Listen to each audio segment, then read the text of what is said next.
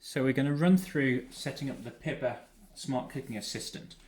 So this step here is where we show Pippa what the layout of the hobs are so that she can then work out the temperature of the different things that you're cooking.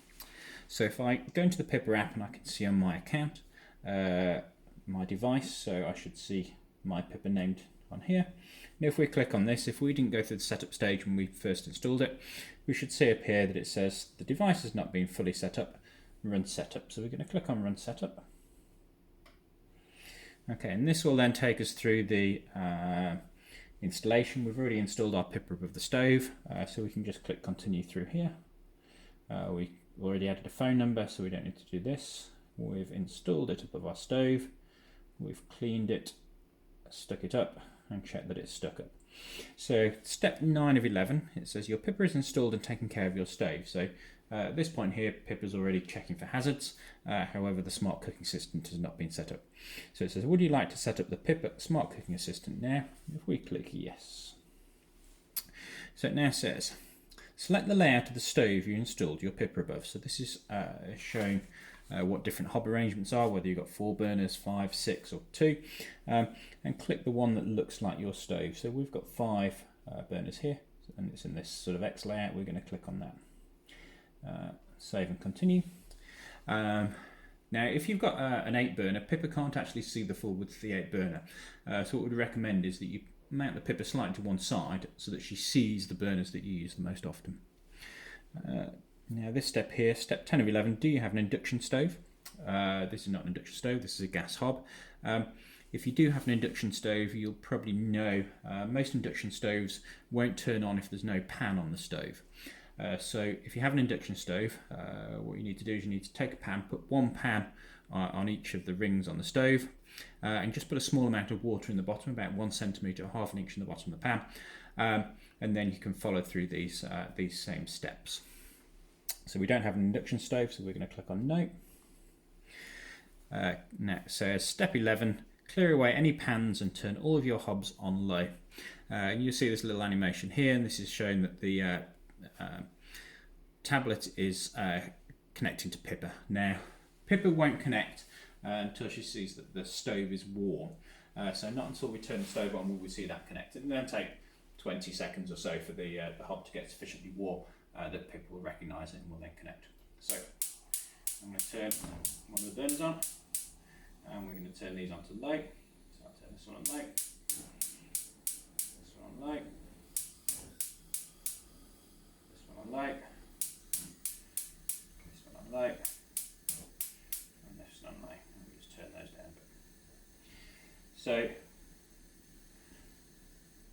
what you'll now see is a screen that looks like this, and you can see those red spots, and that's Pippa scanning your stove and working out where the different burners are. So you'll notice that it'll take a few seconds for this to warm up. On a gas stove it's quite quick, on an electrical stove it might take a bit longer, and you'll see that she'll find the rings. Now it says here your Pippa device is seeing fewer rings than expected. Expected number of rings 5, expected number of rings visible to your Pippa is 4. So it's just asking you there, check the correct layout has been selected, all the hobs are turned on.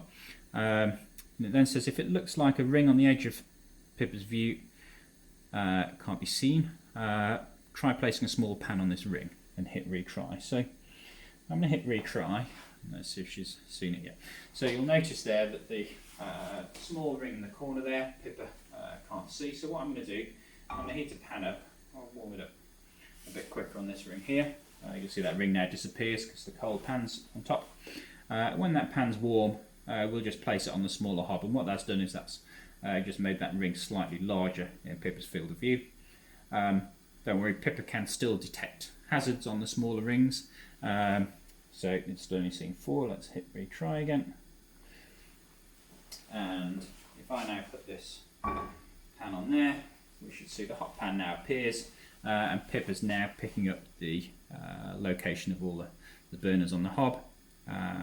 And once they've hit a stable temperature, we should get this message: Pippa setup complete. Please remember to turn all your hobs off, save and continue. Let's turn all these off. dismiss that. And we can see now, Pippa now can show the temperature of those different burners, so you'll see those cool down as they switch off. But we can now see the temperature of a pan. So if I put that in the middle one there, we can see Pippa now shows this pan here. And if we want to see the details of that, we can say, okay, click on that. That pan is now 84 degrees Celsius, 83 degrees Celsius.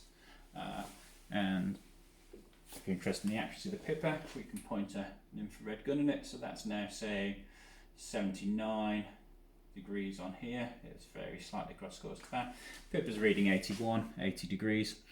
So the accuracy on Pippa's about 1 to 2 Celsius. If I turn that on, we'll see that pan start to warm up.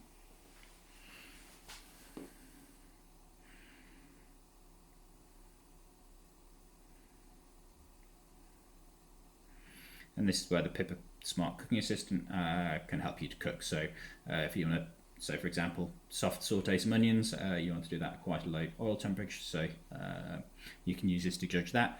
If you're trying to get that nice medium rare steak nice and hot, you can use this to judge the temperature of your pan.